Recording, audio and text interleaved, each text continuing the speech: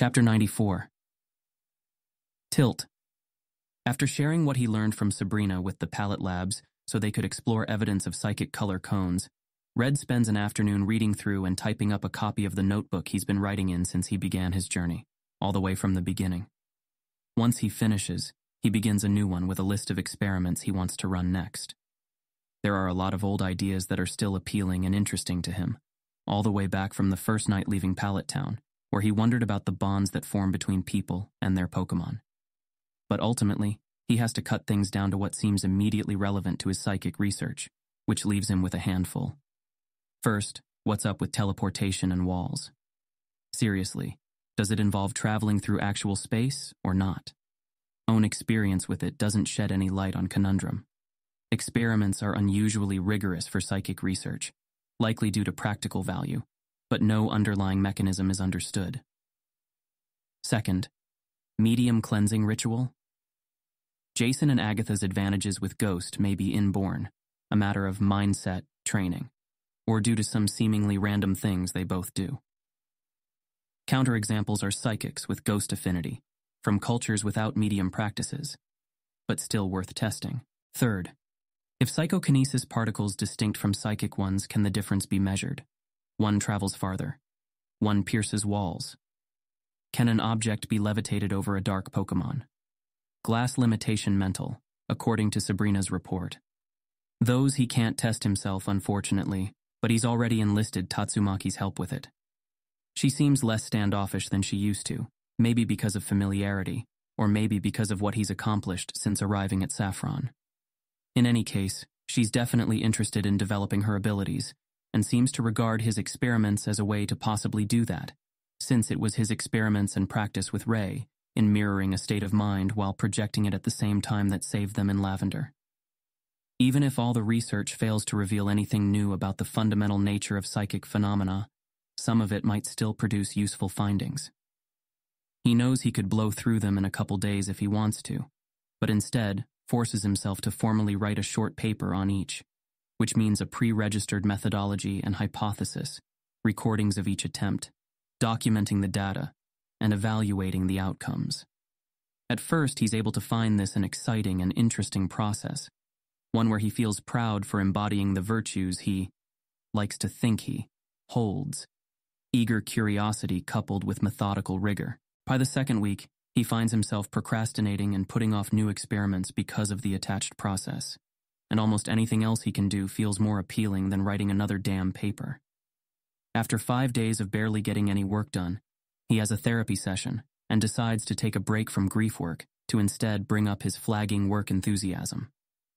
Dr. Seward invites him to talk a bit about what motivates him to do it the hard way, and after saying a few things about demonstrating good research practices and appearing virtuous to Professor Oak and others, he feels an upwelling of indignation that grows every time he thinks about the body of literature that does exist and how limited it is.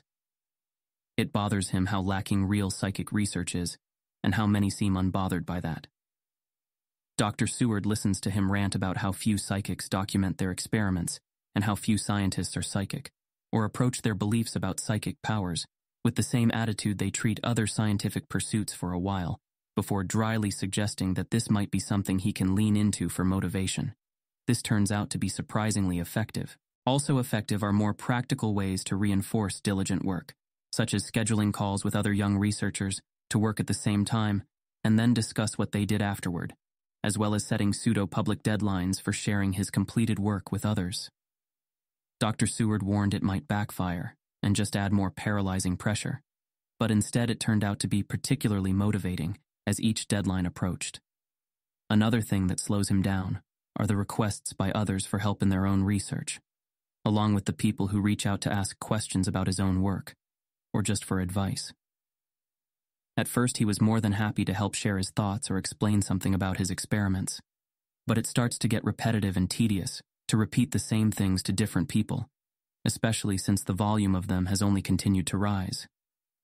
He spends some time fretting over it, then remembers the idea they had in Vermilion of hiring a secretary, and decides this is another problem that money can solve for him.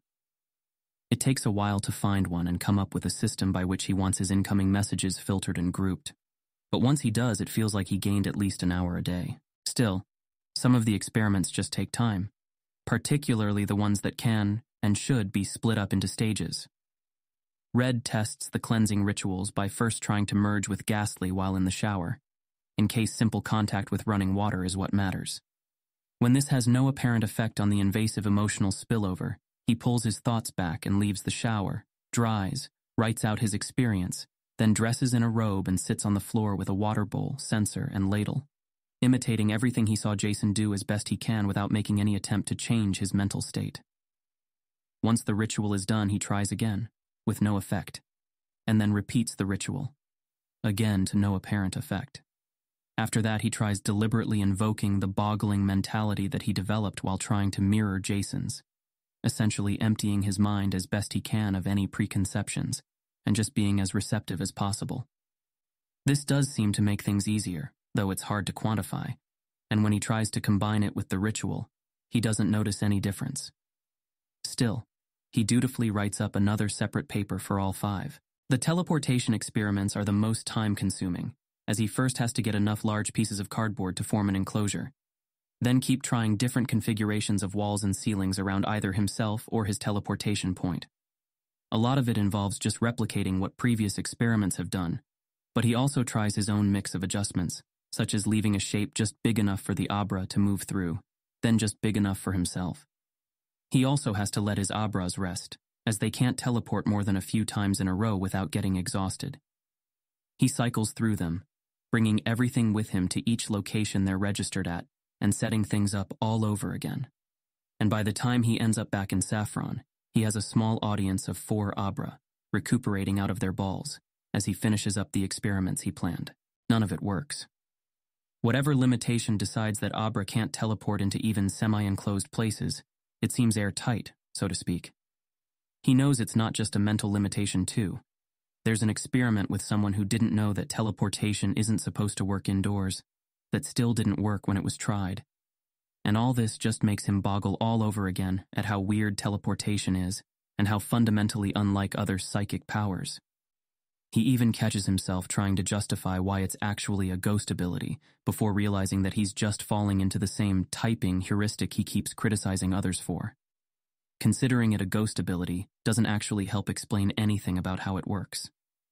After a couple days, he moves on to another aspect of teleportation that's been thoroughly experimented on. What counts as attached for what gets teleported with a Pokemon or person. Plenty of people have tried to break the one person per Pokemon teleportation barrier. The monetization value of commercial teleporting is less now that Abra are relatively cheap, but it would still be a multi-billion-dollar industry. But no one's understood yet what the Pokemon itself is thinking when it distinguishes its trainer and their clothes or bags and a stranger. Red thinks he might as well try it, and spends hours merged with his Abra as they teleport, both alone and with him. Then with him, and various volunteers of varying psychic ability. They definitely distinguish individuals with minds. He can hold a potted plant in his free hand and get teleported with it, but not a Bellsprout. The best he can put into words as he writes his paper is that Abra distinguish their trainer as family. The familial bond is safe and important, what allows them to carry their children to safety until they're old enough to teleport themselves. When he tries it with his mother, however, she doesn't get teleported with him, and he finally decides to throw in the towel. He's spent nearly a week on teleportation experiments alone, and the only thing he's gotten out of it is that full, deep merging with any of his Abra now feels completely familiar and effortless. By the second week of April, he has nearly a dozen papers written that cover each of his brief exploratory experiments, all without a single real breakthrough or meaningful result. He stares at them a while, neatly listed in the Pokédex under his name beside his few previous studies, and can't help but wonder if people will think he's just trying to pad out his list of papers. He decides to take a break from research for a few days and goes to bed early, feeling a little fried and at a loss for what to do next, until, that is, his following training session with Blue, when his friend brings Zephyr out to show off his new and final form. "Congrats, Blue." Red smiles as the Pidgeot has to bend his neck a little to scoop the fruit out of Blue's palm. The plumage on his head has grown nearly as long as Red is tall, and it's strange to remember the way he used to fit comfortably on Blue's shoulder. Been battling with him a lot lately? Yeah, the dojo we've been training at, which you still need to come check out by the way, has plenty of fighting types. He's just barely big enough to ride, the learner's license guy said, to make sure he keeps growing as I do since I'm just below the comfort mark. Weight isn't a problem. Nah, look at those wings. He can skydrop a Machamp. So long as he grows a few meters in the provisional period, I can get the full license. Nice. As Red gives Zephyr a pet, he remembers Leaf's surprise way back when they started their journey that a specific gym leader was responsible for flying licenses in Kanto. That regulation was one of many that changed after the Hoenn incident. After Leader Surge said he was too busy to maintain the duty, Indigo's interregional government decided to spread the responsibility out to the new travel agency. It was in the process of rolling out to oversee issues arising from all the added teleportation sites people were registering. You must be excited to start getting around faster. Hell yeah. It's no teleportation, but being able to head to Aiko's ranch or even swing by home for a visit anytime I want for free. Not to mention exploring new places, since Glenn and Sumi already have their license. Sumi is actually an amazing flyer already. She's been teaching the rest of us how to do really tight turns and... What's up? Huh? Red asks, torn from suddenly racing thoughts. I could reach out to the network, maybe pay some taxi pilots a retainer. You've got that look, like you just remembered something. Blue grins. Or just had an idea? Yeah, Red says, and grins back. Is Sumi's flyer big enough to carry two? The answer is no, but it turns out not to matter. Some quick research shows that ever since the Unknown started randomly flying around the islands, even single riders have trouble catching them. While not particularly fast, they are maneuverable, unlimited by things like mass and wind and the safety of their rider, and able to change directions at the speed of thought. Most trainers can't keep them in range long enough to even get a lock, let alone hit them with a ball. Which means that while Artem's coordination of Unknown sightings pays off in a big way, even if one of the volunteers watching the skies in Lavender or Palette or Cerulean or somewhere else Red has a teleport registered calls him tomorrow, the hard part would still be ahead of him. Sending Pokemon to injure them until they can't maintain their flight is what most trainers have attempted. But it's difficult to get Pokemon to consistently target the Unknown, since their abstract shapes don't register as threats, and they don't fight back. No one's ever had to fight Unknown before, so it's never been an issue. But even with new programming to train Pokemon to attack them, it's hard to reinforce the behaviors in meat space, none of which matters for Red, since he doesn't want to injure or capture the Unknown. He wants to merge with them while they do whatever it is they're doing. That means no stunning, sleeping, confusing, freezing, not even a big weighted net to keep them in place, Red says. What do you think? Is there any flyer in particular you'd recommend? Dr. Mahdi sips his coffee with one hand as the other taps at his keyboard computer to bring up test data that hasn't been entered into the Pokédex yet. In the process of discovering the mechanics of Pokemon flight, his old supervisor became one of the leading experts on flying types and other Pokemon that fly without the particle. He's continued to run experiments that broaden their understanding of them, which made him an obvious person to ask after his appointment with Dr. Seward brought him back to Pallet Town. It's a Saturday morning, so the labs are quieter than usual, but it still feels nostalgic for Red to be here again. It's hard to believe it's been nearly a year since he came to pick up his Charmander. Well, Swellow and Crobat are pretty agile, though keeping you in range of the Unknown for a prolonged period may be taxing. How well would you be able to guide them? Honestly, not well once the merge starts, Red admits. Which is why I first thought of being a passenger. I'm sure you've thought of this, but what about a helicopter? I did, yeah. I could give a pilot a bunch of Abra, have them register in the same place as I am, have them constantly available for who knows how long so they can drop everything, and teleport with me to a sighting, summon the helicopter there and take off. But as a first option, it's expensive, Mahdi acknowledges, voice sympathetic as he continues to scan the spreadsheets showing max speed, acceleration, turning arc, and other factors of various Pokemon, in various weather conditions, and with different amounts of weight. How close is your Charmeleon to evolving? I'm not sure. It's nearly my height? That's a shame. Charizard are pretty fast, and they're not as slowed by riders as bird Pokemon. Red frowns, trying to ignore the stab of doubt over his choices. Maybe he should be training his Pokemon more, or at least the ones that would be too expensive to buy evolved versions. Particularly since he just spent weeks on experiments with nothing to show for them. But that's hindsight speaking, and he'd still want to perform the experiments at some point if he hadn't done them now.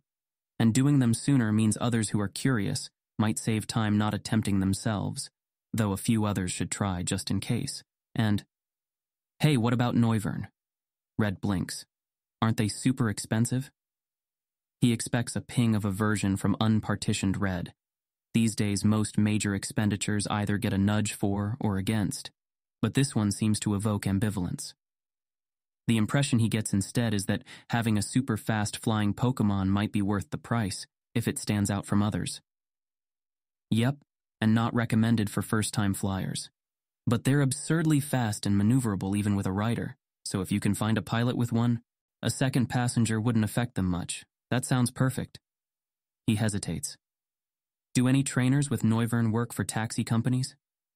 I've never heard of one, Dr. Mahdi admits. They may be ideal for multiple passengers, but they don't have the stamina for long trips, and the margins on short ones probably aren't too high since they take a lot of upkeep. You'd probably make more as a pilot just selling it for a more common mount.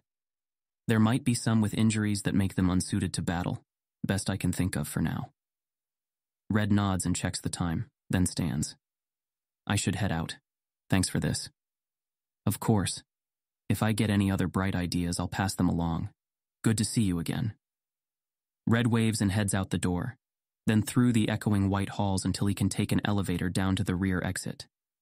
Beyond it lies rippling green fields where most of the lab's Pokemon are bred, raised, studied, and trained.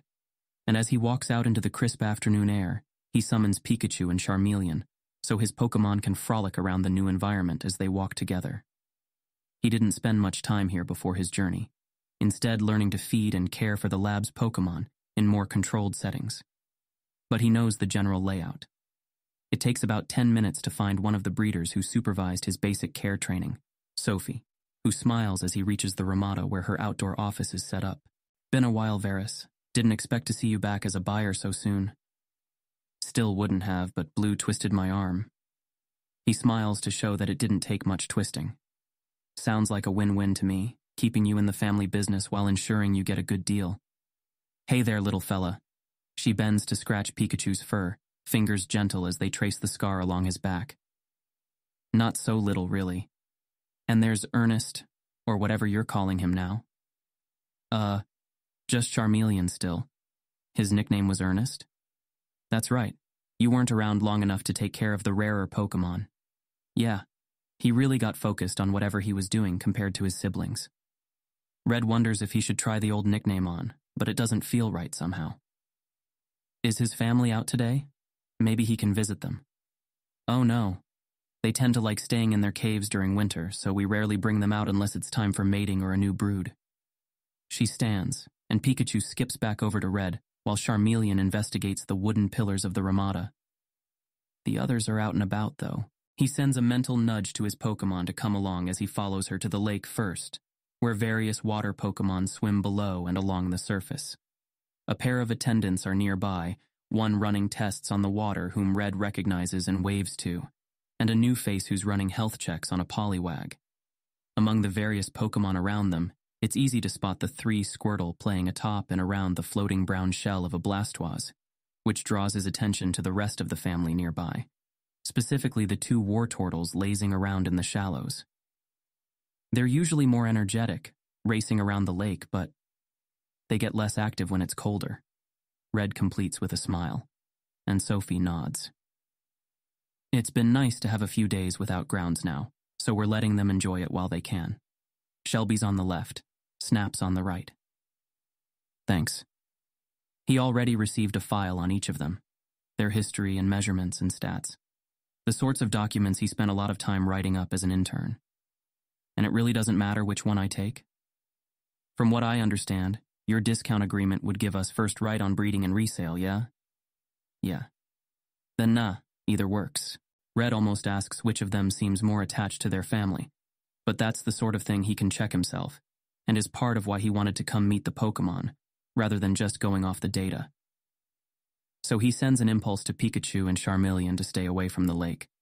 Not that Charmeleon needs it, but Pikachu is curious, and Red doesn't want him to alarm the water types. And walks over to his two potential new partners as he sends his thoughts out, feeling a bit like he did last time he was at the lab to pick his starter. Red can tell even without merging that both Pokémon are fairly relaxed, in the general mental state he's familiar with from helping out at Aiko's ranch. As he gets closer, their attention shifts to him, but without any alarm or fear, just curiosity. And from Snaps, a touch of wariness, Red thinks. He confirms it by doing a proper merge, first with Snaps and then Shelby. Snaps, the senior of the two, is more prepared for potential hostility. Not expecting it, just prepared. Shelby, meanwhile, is already just accepting him as part of the scenery, more interested in sniffing for food. There's none of the protective wariness in him that his brother has, and for a moment, Red deliberately focuses on the feeling of family as he swaps between the two. Which is more likely to miss them?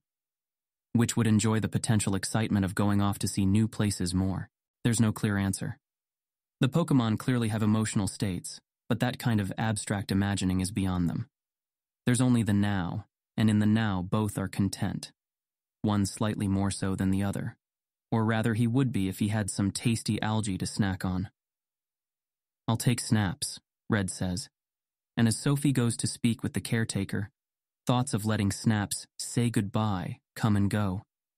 He's not sure even a projection would help communicate what's about to happen properly, and might just agitate the family without purpose.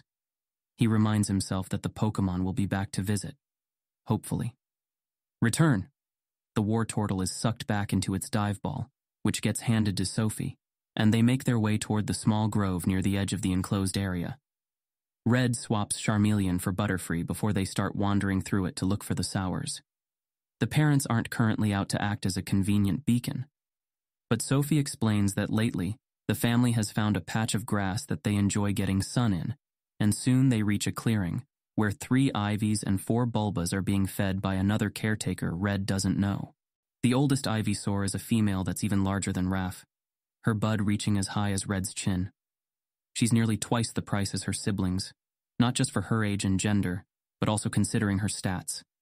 Higher agility, and less prone to tiredness than the average at her age. Still, he doesn't want to jump from being too tight with his money to too loose with it, so Red only gives her sleepy mind a cursory merger before focusing on the younger two. One comes up to Red as their emotions blend, and he shares the Ivysaur's curiosity at the new smells he brings with him. Red hasn't had enough experience with Ivysaur mergers to share the smells themselves, but he can tell that's what the Ivysaur is reacting to. He holds his hand out for it to sniff, while the other Ivysaur just continues munching on berries. Neither of them seem quite as playful and curious as Raph, though the one that approached him is closer. But he's not sure that's what he should be aiming for. It's not like he has the time to play with them the way she does. Or rather, it's not like he makes the time the way she does. The two are roughly equal in combat capability and price, so he decides to go with the more stoic one, in case someone more like Leaf comes along looking for an Ivysaur. Its nickname is Shade. Apparently it liked to stick close to its parents when it was younger. And once the caretaker returns it to its ball and hands it to Sophie, they make their way back to her office, pausing a couple times as Butterfree or Pikachu examine some tree or flower bush. "Do you guys plan on breeding any Noivern by any chance?" he asks. "Ones that would be for sale?" "Ha, oh, you're serious." She shakes her head with a grin. "Not on my watch. All dragons are ridiculously fickle breeders."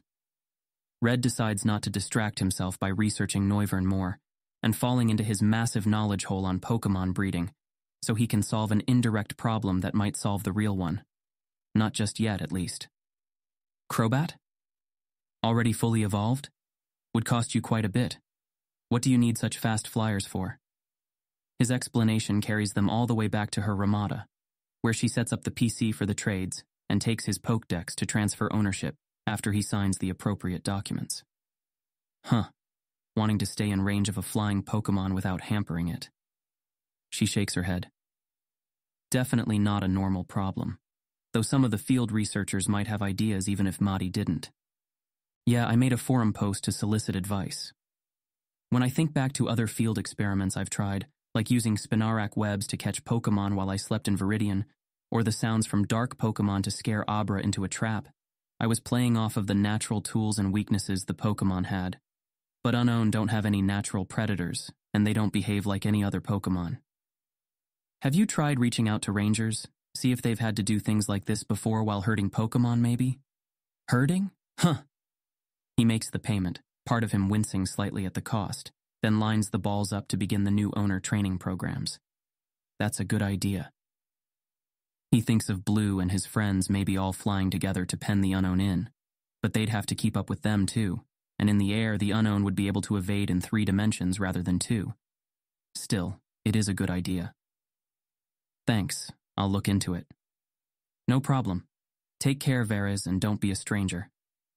I'll try. I will. And I won't. She laughs and waves him off, and he clips his new Pokemon to the empty spots he left on his belt, then returns Pikachu and Butterfree before he waves goodbye and unclips Saffron's ball to teleport back. After a moment, he changes his mind. He's not in a rush, with nothing else planned for a few hours, and he should practice free teleportation again, as he usually does when he has some spare time. So he swaps Saffron for Pallet, then prepares to teleport to the roof of the town's Pokemon Center so he can practice in relative privacy. As soon as he merges with Pallet, however, he notices something odd. Abra minds are fairly unique in a lot of ways, one of which is that they're both the most and least confused upon being summoned out of their balls. Programming helps most Pokemon get over the disorientation of going from one location to another in a relative instant, but Abra are very used to it, only really startled by abrupt shifts in temperature and light. This in turn is exacerbated by Abra's naturally extreme awareness of what environments are new to them. Their first order of business when in a new environment is to assess for safety, then imprint the location in a way that allows them to teleport back to it if needed. Pallet definitely hasn't been to this location before, and yet he's not treating it like a new location. Red almost dismisses this. They're still within Pallet Town after all, so maybe the smells and sounds are similar enough. But no, he's spent too much time looking out for the exact note of confusion he feels to ignore it that easily. Part of the extreme ease and depth of his merger with his various Abra, after his experiments, came from bringing each to different locations and teleporting back to the same one over and over and over again from just a couple meters away. It made it extremely clear that even slight differences in location register as different, and how. And really, there's virtually nothing about this place that's similar to the roof of the Pallet Pokemon Center. What makes sense to Red, given just how sensitive Abra are to location, is that they're not using familiar senses at all, but rather something else entirely that tracks their position in space relative to a fixed point. Hell, even a higher elevation is enough to trigger a sense of vague unease in the Abra until they know it's safe. He's not sure what they are using. Maybe they're orienting to something like their first remembered location, or the center of the Earth itself. But given that teleportation somehow manages to alter not just their location, but their orientation and velocity from one moment to the next. Objects on the Earth's surface are rotating faster closer to the equator than the poles, and yet teleportation works across continents without negative effect. In fact, some of the first experiments with teleportation involved testing farther and farther leaps, with synchronized timing to measure whether it took any longer based on distance crossed. All these thoughts flash through Red's mind in a wordless few instants, along with the now familiar doubled sensations of his and his Abra's bodies, summing up to a simple, clear note of unambiguous confusion. His Abra shouldn't feel familiar in this location. But he is. Which means it's not the Abra's own sense of location that's giving it the sense of familiarity and safety.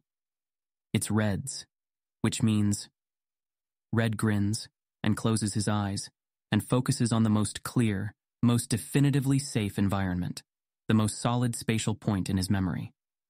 Teleport, he commands, the thought instantly shared between him and his fully merged Abra, and he feels the shift in every sense, from warm sunlight and cool wind on 2 sets of skin to nothing, from dim light through closed lids to relative blackness, from grass to carpet, from outdoor smells to dust and linen, from faint sounds to absolute quiet.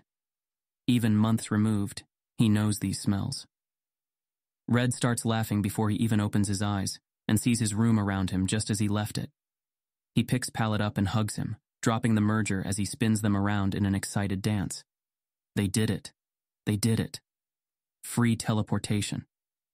He laughs again, dancing in a small circle as he lifts his stoic Abra up and down, so excited that he doesn't hear the rapid footsteps until his door suddenly gets yanked open, and he turns to stare at the shocked and frightened face of a stranger. Oops. Too late he remembers that his mom rented the house out, sans their bedrooms. This must be the tenant staying in the guest room. How? I'm so sorry. Red is still grinning like a fool as he puts his Abra down and bows. I didn't mean to scare you. I'll go right away. I just got so excited and didn't think. I just figured out I can freely teleport. The man is still staring at him, mouth hanging open, and Red is about to reassure him that he'll leave right away and not do this again when the man looks at the window, then him. But we're indoors. Red blinks at him, then looks around, grin fading. The door was closed. The window was closed. He teleported into an entirely enclosed space. Somehow he forgot that he's not able to do that. Oh yes, must have been a dozen of them, the old man says to Leaf, eyes bright. Leaping from roof to roof so quick, I thought they were Pokemon. A dozen, huh? Leaf dutifully writes this down, suppressing both her excitement and her skepticism. You were able to count them? No, I just meant there were a lot, more than a few. And did they move as a group or single file? Single file, each leaping one after the other. I see, and I've heard they each wore long red scarves. Is that true? Oh yes. The man nods confidently. That's why I thought they were Pokemon. Scarves were red as a Greninja tongue. And did you call anyone? Eh? No, they were gone so fast. And I thought, well, there's no law against jumping on rooftops, is there? Disturbing the peace, maybe, or trespassing? Not specifically, that I'm aware. Anyway, I should head out. Thanks for your time. Oh, sure. Come on back if you have any more questions. I'm here most nights. David sees Leaf stand and finishes his drink, then joins her at the bar's doorway. They summon their Pokemon together, her Ivysaur and his Meowstic, and as they walk along the street, David casually asks, You made up the part with the scarves, I take it? Yeah. Something about him made me skeptical. A bit too happy to have someone to talk to, I'd say. David's tone is sympathetic. Older guy like that, sitting alone in a bar, probably used to being the one who strikes up conversation until the other person leaves. Probably. Leaf sighs. Still, it's possible he did see something. After all this time, I was bound to find someone eventually, right? Or you were bound to ask enough people that, statistically, someone's going to lie about it. Leaf nods and glumly follows the middle-aged man down the sidewalk toward the next bar. It's the third week of her almost nightly tours of the city, and after starting from the middle and working her way south first, she's now making her way up toward the northern district, which seems to have a more active nightlife. Overall, it's hard to say whether all this time has been worthwhile. As Captain Takara noted, she's too famous these days to get away with being a curious foreigner, the way she was in Pewter, which combined with the nature of the investigation means she's had to bury the questions she's really interested in, among all sorts of others about the city. In the past 3 weeks, she's heard people grumble about how the city's reconstruction from the Hoenn incident is taking too long, praise the mayor's new business initiatives, and whisper all sorts of theories about why crime in the city has been so low. Not that everyone whispers about it. Plenty of people attribute it to some change in policing or random chance, but the ones that do are the most interesting. As it turns out, there are a handful of rumors about people going around chasing gangs out of the city and stopping crime through vigilantism, but no one has claimed to be a first-hand witness until the man she met tonight. Of course, Leaf could ask the local police about it, but even assuming they'd talk to her, that might draw attention that she's trying to avoid. And besides, she's still wary of talking to them after what happened in Celadon. It took about a week, 4 nightly trips through the city in total, for Ranger Kira to figure out what Leaf is really interested in.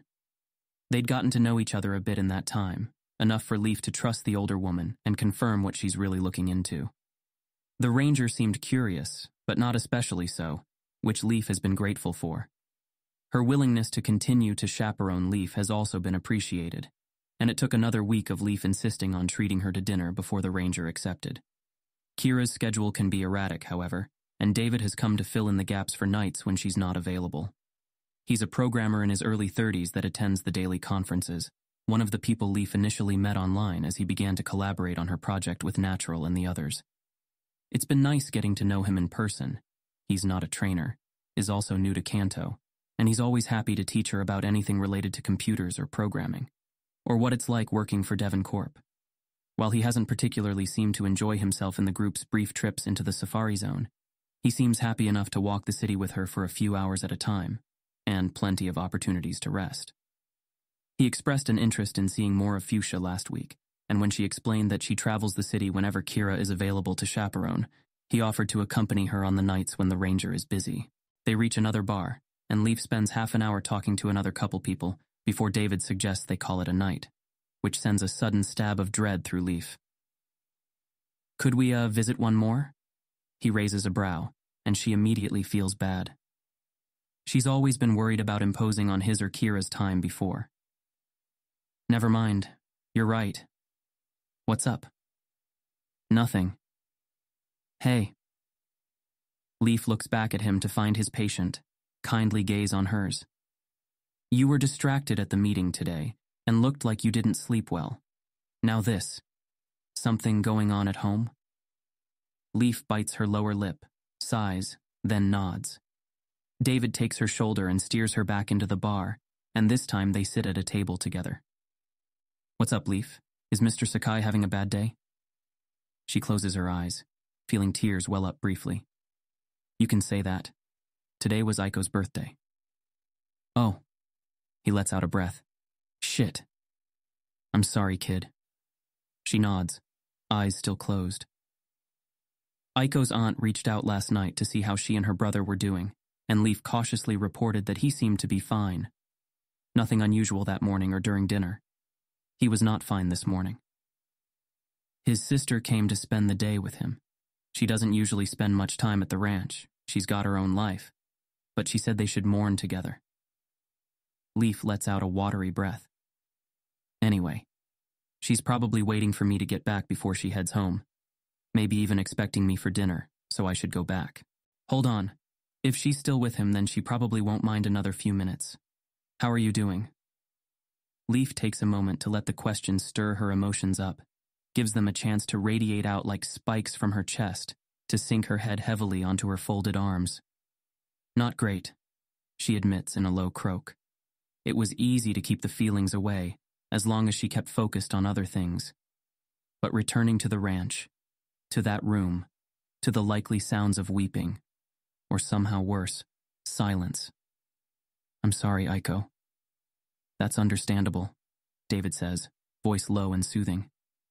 I'd be surprised if... It's not that, she forces out, his sympathy somehow making it worse. I feel like I've moved on. It's been 5 months and I can't forget her. I'm living in her room, having meals with her dad every day, but guilt twists in her and she forces the admission out. I forgot it was her birthday. She told us back when we were celebrating Red and Blues, and I remember making vague plans around then, but until her aunt called yesterday. She feels hesitant fingers touch her shoulder, then squeeze. That's nothing to blame yourself for. Hell, even my dad doesn't remember my birthday most years unless my mom reminds him. You didn't even get the chance to celebrate one with her, right? Leaf shakes her head, feeling a sob rise in her throat before she pushes it back down. Have you spoken to your friends about it? No. They're busy. Blue's got to catch up on his training after working on his flying license, and Red's still trying to replicate the indoor teleport. It was an amazing discovery, one that only a few people actually believe happened. There's the one witness, of course, and she trusts Red. But to most people it's just too unusual to be believed until he can do it again in controlled conditions, especially since the witness might have simply been tricked.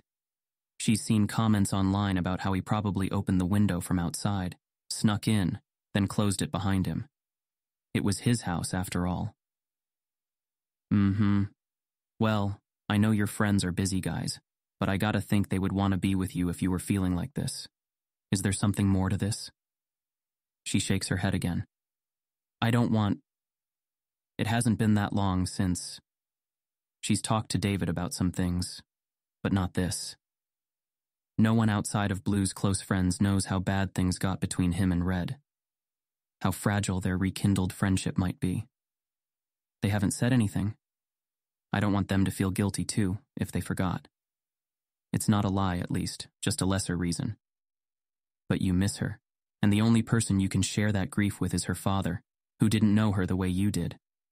That's gotta be a lonely feeling, Leaf. It's okay not to put others first at times like this. Probably, but it's not worth bringing back that distance between them, that anger and hurt. Maybe. David lets out a sigh and squeezes her shoulder again, before drawing his hand back. We can stay out as long as you'd like, kid. I'm not in a rush to get home. No. She rubs her eyes and lifts her head up, sniffing. I should go. But thank you, David. Really. He hesitates, gaze searching her face, then nods, and they head outside. I'll see you tomorrow. And feel free to call me if you need to chat or something. I will. Maybe. Good night. Good night, kid. She brings her Abra out and teleports back to the ranch, letting the salty air of fuchsia out in a gust before taking in a fresh breath of the open fields around her. When she turns toward the ranch, she sees lights on upstairs and wonders if Kasumi is still here. When she goes inside, however, she hears different voices upstairs and hurries up the steps, heart leaping. Think I heard... Yep, there she is. Red and Blue are setting the table, wearing simple, somber clothes. Red's usual hat and jacket are conspicuously missing, and Blue is wearing a simple black button-up shirt. Neither are wearing their poke belts, and she remembers that bright colors, particularly red, are considered inappropriate for mourning here. She turns to see Mr. Sakai and his sister in the kitchen. Both their eyes are puffy, and Aiko's father is moving slowly, face drawn as he shuffles from place to place. But he looks at her as he sets the food down and gives a watery smile. You're just in time. Don't forget to wash up before it gets cold. Leaf's paralysis breaks as she nods and hurries to do so, then quickly changes and takes her belt off before joining them. The meal is somber, as everyone eats the bowls of simple rice with beans and chopped vegetables, and once they're done, Kasumi lifts her glass, eyes wet.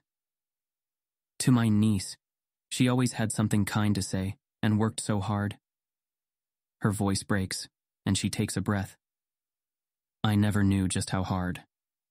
They drink, Leaf through a tight throat, and then Blue goes next, voice low and intense. To Aiko, who saved my life, and others, when we were underground, for teaching us a new way to own our mistakes and learn from them. They drink again as fresh tears line her family's faces, and Leaf's vision blurs. She wipes them clear, and speaks as clearly as she can, though her voice is rough and wavers at the start. To my friend, who made me feel less alone in what I cared about, and who shared her dreams with Mommy. Leaf can barely swallow, and it's like a dam breaks in her chest, all the grief of Aiko's death suddenly fresh again. She can hear the others weeping too, and it takes a few minutes before quiet descends and Red clears his throat. To Aiko, whose determination moved us all, and was only matched by her heart.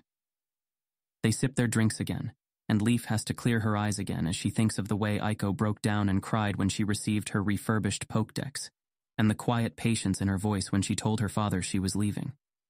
She knows Red must also be thinking of how she died, and wants to hug him, but holds herself back for now. Mr. Sakai is quiet for so long that Leaf almost thinks he won't speak until he whispers, "To my daughter, she never complained about the work, or me. She just wanted more." His mouth works, silently, and then he repeats, "More," and drinks, and sets his glass down, tears slipping from under closed lids. They sit in silence for a while, and Leaf stares at the table, wishing she could hug Joy, wondering if there's something else it would be appropriate to do. She's bone-tired, and part of her wants to go to bed, but the thought of whose bed it is causes fresh tears to flow for another indeterminate while. Kasumi is the first to stir, and starts to clean the table. Blue stands too, and a hollowed-out-looking Red, whose partition, she suddenly intuits, has likely been down all night as he lets himself fully be with his grief. Mr. Sakai stands to help, but his sister quickly ushers him to his bedroom, and they hear quiet murmurs and some brief, joint sobbing. The three work quietly to clear the table and wash the dishes before Kasumi returns. "I think he's asleep," she murmurs, and reaches out to hug Leaf, then Red, then Blue. "I'll stay on the futon tonight to see how he is tomorrow. If he follows the pattern of how he was after Ima, his wife, tomorrow he'll likely be back to normal, more or less." There's a heaviness in her voice, but no bitterness. "Is there anything else I can do?" "No, dear, you're doing more than enough. And you two, thank you all for coming." "Of course," Blue says, and Red nods before they go to collect their things. Leaf helps her set up the futon, then follows Red and Blue downstairs to say goodbye. By some unspoken signal, as soon as they're outside and under the stars, they move for a group hug. For a while they just stand quietly together under the stars, as they did in this same place that night nearly half a year ago, before she and Red went off to sea, and Blue and Aiko and the others went below the earth. The last time they were together, before the storm that blew them apart. It's Leaf that breaks the hug. Not because she wants to, but because she knows the other two won't. Not as long as they think she might still need it. She takes a few deep breaths, then clears her throat. "When did you guys—" Another stab of guilt, that they remembered, and she didn't. "Miss Sakai asked if we were free for dinner around noon," Blue explains. "Got here maybe half an hour before you did." Red picks up on her surprise, whether psychically or just by her expression. "You didn't know? You weren't planning on bearing this alone, were you?" "I didn't." Leaf forces the words out. "She's the one that reminded me yesterday. I didn't think—" "Idiot," Blue says, but affectionately. She can't tell if he guessed why she didn't bring it up to them. "How's everything down south? Going okay?" Yeah, fine. Another test tomorrow on Tauros. They've been experimenting with a handful of Pokemon, each one needing custom code. It still makes Leaf feel ill sometimes, particularly when she remembers how angry she used to get at Pokemon experimentation. But at least she knows this really is for the Pokemon's sake as much as humans. "Cool. You guys still going to need us?" "I think so. That's still the plan, last I heard." "Well, we'll be there. Can come down any time now." "I'll head down sometime this week," Red says. After that, same. "How's the teleporting going?" Red makes a face. "I know I should just be happy I can do free teleportation now." "Or any teleportation," Blue mutters. "That too, sorry. It's just figuring out what I did exactly and failing to replicate it has kind of sucked the fun and victory out of it. After duplicating the exact steps and conditions leading up to it failed, even I'm starting to doubt what I experienced, like maybe the window was open and me teleporting in made it fall closed or something. Even though I know that shouldn't make any difference, I tested for stuff like that. So did others. It has to be something with your state of mind, right? That's what I keep thinking, but I'm having trouble figuring out what it is. My best guess is not knowing for sure it'll work, so it can only happen the first time someone teleports. But it's hard to find psychics who haven't done it at least once these days, ironically. And when I tried it with a non-psychic, it didn't work. Having psychics invoke amnesia also didn't work. Maybe because they can't do it to their Pokemon, and that's important too somehow, but using a new Pokemon also didn't work.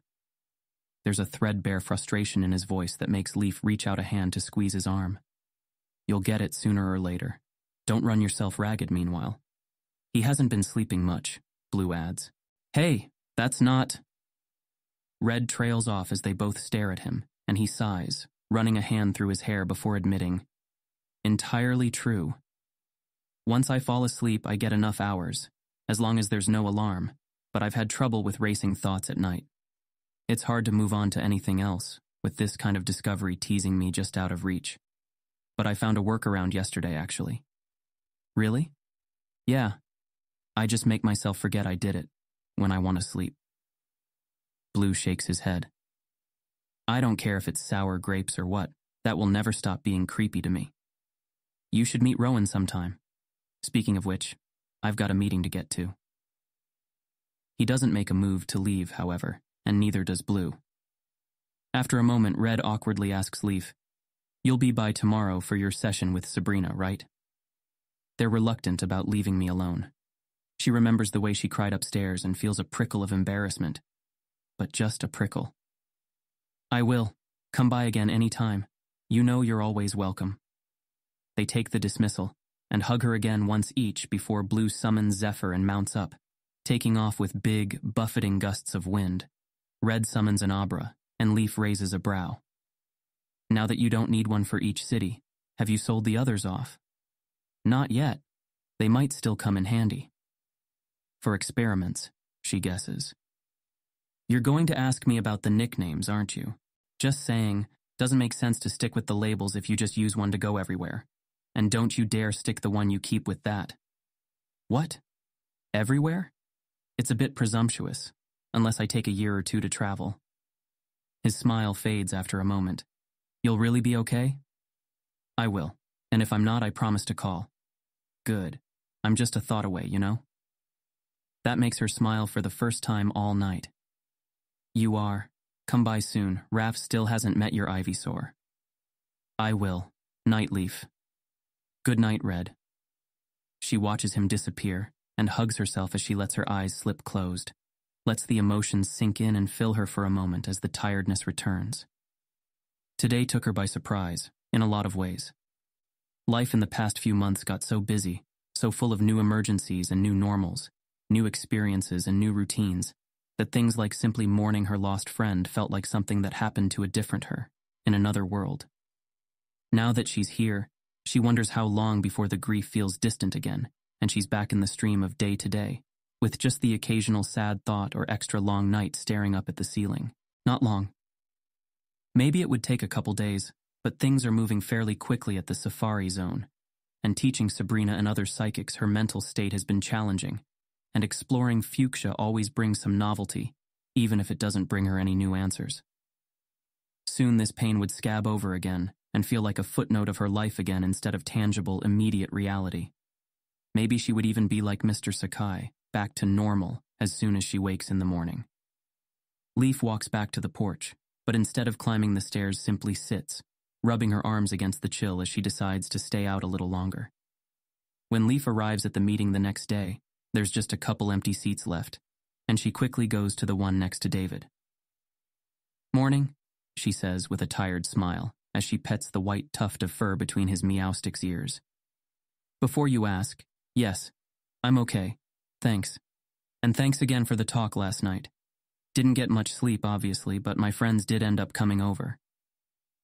"That's good," David says, studying her face a moment before he turns back toward his screen, looking distracted. Leaf blinks, wondering if she's being rude. She meant to express gratitude and reassure him, but maybe he thinks she's giving him the brush off. She really didn't sleep much last night, and is having trouble trusting self-assessments or thoughts. "How was your night?" "Fine, just did some work." Maybe she's misreading him too. Or maybe he really doesn't want to talk right now. She lets it go until later, knowing he can't complain if she pokes him to open up a bit after he did the same. And soon the meeting starts. Warden Takara reviews the plan to cordon off an area of the zone, release a captured and reprogrammed Tauros into it, observe its behavior, and slowly but surely give it more freedom as they expose it to more scenarios, including socializing with wild Tauros eventually. It's no different than what they've done already with Rattata and Nidoran and Venonat, but Tauros are significantly more rare, powerful, and aggressive, which makes the stakes higher and adds additional considerations. The programmers in the room, and those watching through livestream, have a few hours to do some final overview of the code, while the researchers and rangers review the planned activities and safeguards. Leaf is something of a general-purpose member of the team, being only somewhat knowledgeable in each of the various fields at play. Sometimes she feels like she's only really here because the whole thing was her idea. But no, that's just her tiredness and negative thoughts at work. She's made suggestions that the others have found valuable, and at the very least is the closest thing to a manager the project has, since she knows everyone working on it, and has been following all the changes and versions from the beginning. She decides to review the new changes pushed last night and finds another thing to bring up to David. Hey, nice work with this new error control segment. Looks a lot more elegant and thorough. David gives an awkward laugh. It was nothing. I just had some free time. Thought I should try to do more, you know. Feels like I haven't been pulling my weight. That's not true at all. Leaf hides her frown, though she can't help but keep watching David, troubled. He's usually somewhat overmodest, but there's still an off note in what he said, or the way he said it. Maybe she should poke him now rather than later. If something's wrong, she owes it to him to help if she can. Hey, mind if we take a walk?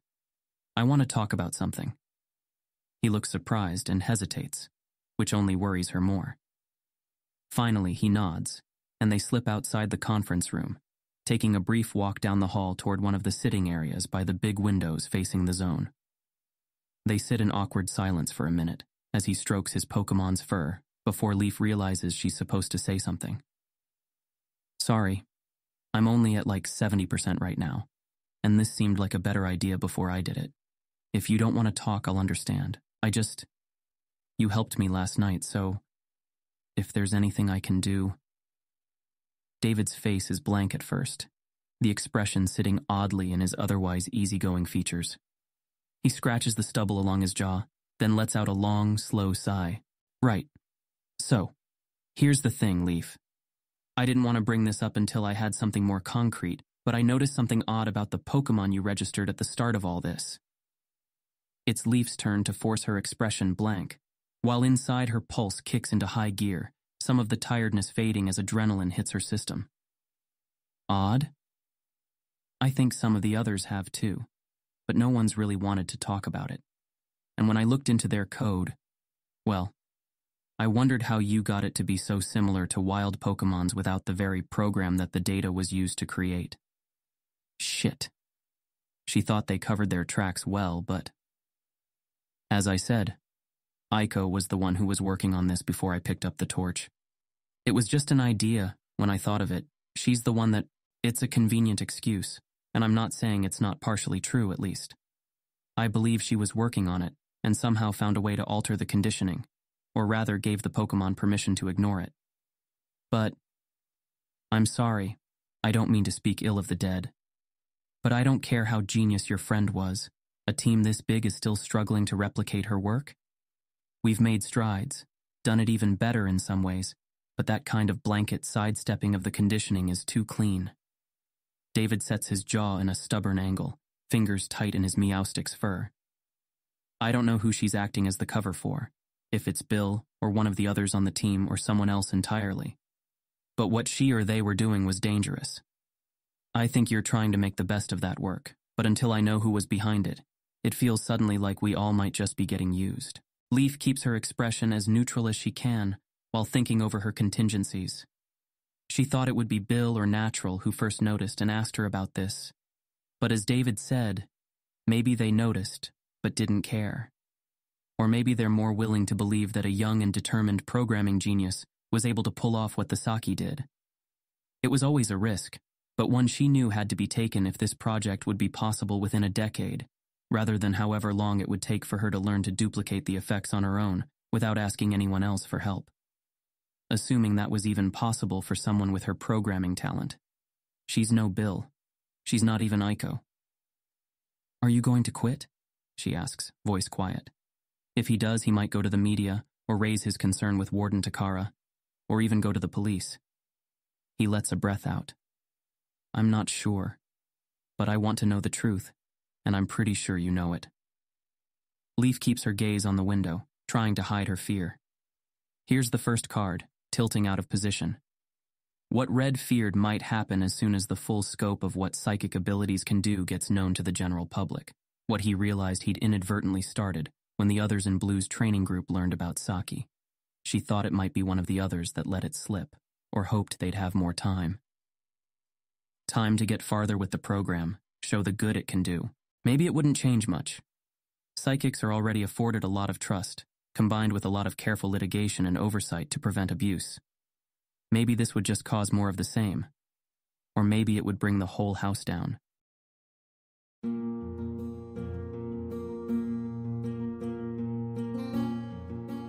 This has been an AI reading of the Pokemon fanfic, Pokemon: The Origin of Species, written by Daystar Eld. If you enjoy this work, please visit patreon.com/daystareld, where you can support the author. Additionally, if you enjoyed this podcast and wish to help support the creation of others like it, you can visit patreon.com/askwhocastsai, where we are releasing episodes 4 weeks in advance of the regular feed. Thanks for listening.